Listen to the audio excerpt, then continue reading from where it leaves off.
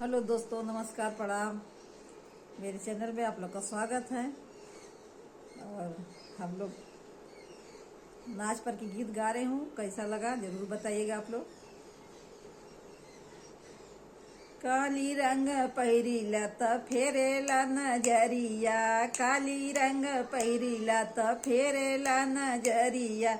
सास बोली बोली हाँ, ससुर बोली बोली हाँ, सास बोली बोली हाँ, ससुर बोली बोली हाँ। ननदी जे बोली हाँ, हिलाई देव कमरिया, ननदी जे बोली हाँ, हिलाई देव कमरिया। काली रंग पहिरीला त फेरेला नजरिया, काली रंग पहिरीला त फेरेला नजरिया। जेठ बोली बोली हाँ, जेठानी बोली बोली हाँ, जेठ बोली बोली हाँ, जेठानी बोली बोली हाँ।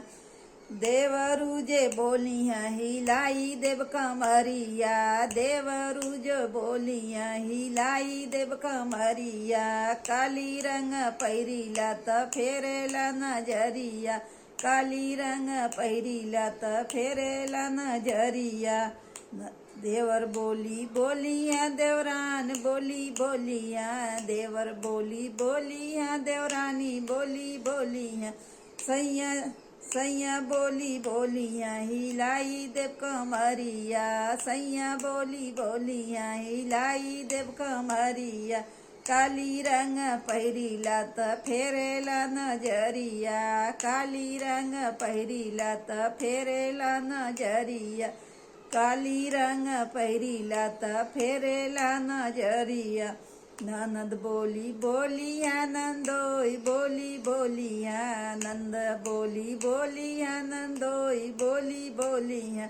देवरू जे बोली हाँ, हिलाई देव कमरिया, देवरू जे बोली हाँ, हिलाई देव कमरिया। काली रंग पहिरीला त फेरेला नजरिया, काली रंग पहिरीला त फेरेला नजरिया। आशा सरगम की तबीयत खराब है, इसलिए चुपचाप बैठी हैं।